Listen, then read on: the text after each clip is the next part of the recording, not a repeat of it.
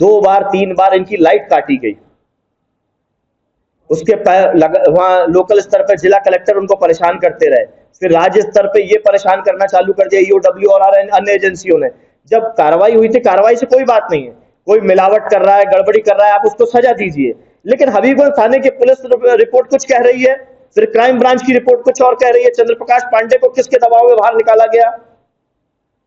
फिर वही सारी रिपोर्ट हबीबगंज थाने में जयश्री गायत्री फूड प्रोडक्ट्स के मालिक करते हैं, फिर ईओडब्ल्यू भी उन्हीं बात की जांच कर रही है कि आपके प्रमाण पत्र हैं जो, जबकि उसमें सुनील त्रिपाठी के साफ बयान है कि ये सारे जो दस्तावेज हैं ये मैंने बनाए थे, चंद्र प्रकाश पांडे और इन सब लोगों के दबाव में हम सब लोगों ने मिलकर कारोबार किया। उन बयानों का आधार क्या? ईओडब्ल्यू ने क्या जांच की? क्या चंद्र प्रकाश पांडे को गिरफ्तार किया गया? सुनील त्रिपाठी से ईओडब्ल्यू ने पूछताछ करी और ईओडब्ल्यू की जांच पूरी नहीं हो पाई, 6 महीने बाद ईडी आ गई। और ईडी भी जो अपने प्रेस नोट में जारी कर रही है, वही केवल टाइटल चेंज हो गया, ईओडब्ल्यू की जगह ईडी हो गया। जांचें वही, उनके यहाँ बीएमडब्ल्यू गाड़ी पाई गई, फॉर्च्यूनर गाड़ी पाई गई, फिक्स डिपॉजिट पाई गए, ये तो सब एक नंबर का मामला है, अकाउंट्स में है। गाड़ी तो रोड पे है, सार्वजनिक है, एफडी है, फिक्स डिपॉजिट है, बैंक में गई होगी, बैंक ने बिना पैन कार्ड के नहीं फिक्स डिपॉजिट बनाया होगा, तो फिर पकड़ा क्या आपने? ऐसा आप क्या माहौल बनाना चाह रहे हो कि सनसनी बनाना चाह रहे हो हमने बहुत कुछ पकड़ लिया? कल को राह चलते लोगों के कि आप ये कपड़ा पहने, ये पेन लगाए हो पर्स में आपके, ये इस तरीके से माहौल बनाना चाहते हैं। जो चीजें अकाउंट्स में डिक्लेयर है, जो इनकम टैक्स में डिक्लेयर है, तो वो गलत कैसे हो सकती हैं? गलत को पकड़िए लेकिन सही को प्रताड़ित मत कीजिए। मिलावट की बात करते हैं, लैब रिपोर्ट्स आ चुकी हैं, जांच हो चुकी है, सारी बातें हो चुकी हैं, फिर भी ये प्रचार किया जा रहा है कि गलत है। इससे हो क्या रहा है?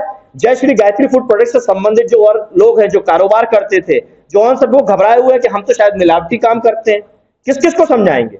और इसी तरीके के डेयरी प्रोडक्ट्स या कोई अन्य प्रोडक्ट जो भी काम कर रहे हैं, उनमें भी डर का माहौल है कि कल को कोई भी सैंपल उठा करके, आप भले जांच हो रही होगी लेकिन प्रचार ये कर देंगे कि इसमें मिलावट है, पशु की किसी चीज की मिलावट है। जो पैमाने राज्य सरकार केंद्र सरकार ने तय किए हुए हैं, अगर उन पैमानों पर खरी नहीं उतरती, आप कार्रवाई कीजिए। हमने तो देखा सरकार की फैक्ट्री सांची दूध पे भी आपने बात की हुई है, कई बार बात आती है। तो सरकार किस दिशा में चलना चाहती है? क्या लोग खाने पीने से पहले डरें और डर के खत्म हो जाएं, या उनको एक अच्छा खाना खिलाना चाहती है जिससे लोग महसूस करें कि सरकार हमारी संरक्षण कर रही है, संरक्षित कर रही है हमको, हमें किसी मिलावट से बचाने का काम कर रही है?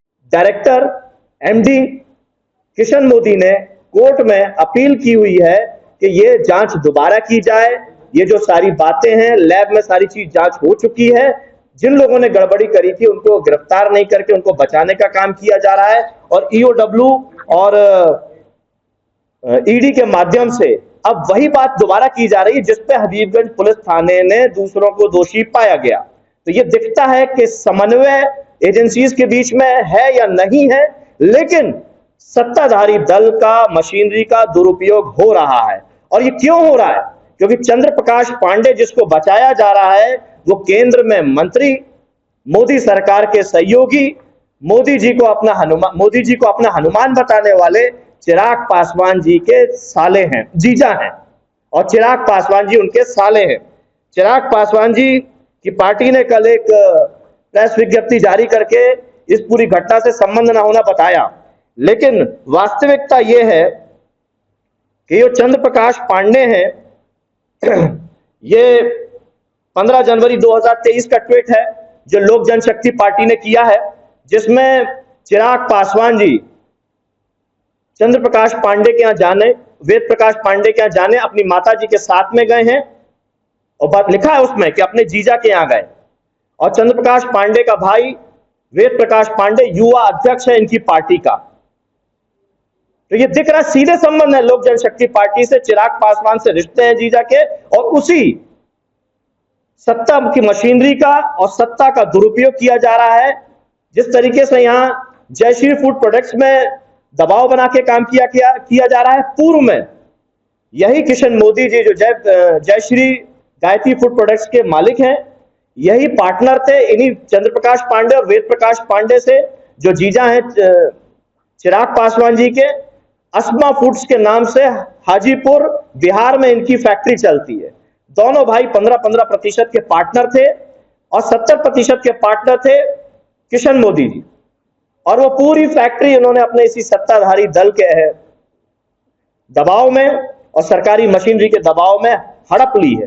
आज किशन मोदी जी अपनी उस फैक्ट्री में जिसके 70% के मालिक हैं उसमें, और ये दोनों भाई जो 15-15% के मालिक हैं, वो उस फैक्ट्री को हड़प लेते हैं। जब उनसे चर्चा की जाती है, बात की जाती है, तो धमकी देने का काम करते हैं, ऐसा किशन मोदी जी ने बताया, और लगातार धमकी दे रहे हैं। और एक फैक्ट्री हड़प करने के बाद अब इनके मनोबल बढ़े, अब इनका और लालच बढ़ा, और अब ये जय श्री गायत्री फूड प्रोडक्ट्स पे भी कब्जा करना चाहते हैं, उसको हड़प करना चाहते हैं। और इसी में सहयोग करने का काम हमारे विश्वस्त सूत्र बताते हैं कि उस समय तत्कालीन मुख्यमंत्री शिवराज सिंह चौहान जी ने भी सहयोग किया है, क्योंकि शायद उनका भी अब मिल्क प्रोडक्ट्स का काम है, तो उनकी भी नीयत इस पे आई हो, या फिर चंद्र प्रकाश पांडे और वेद प्रकाश पांडे जो चिराग पासवान जी के जीजा हैं, उनके साथ कोई पार्टनरशिप का उनका तय किया हुआ कोई मामला हो। जिस तरीके से ये दबाव बनाया जा रहा है, मुझे लगता है दोनों केंद्रीय मंत्री और पूर्व मुख्यमंत्री शिवराज सिंह चौहान जी, भारतीय जनता पार्टी की पूरी सरकार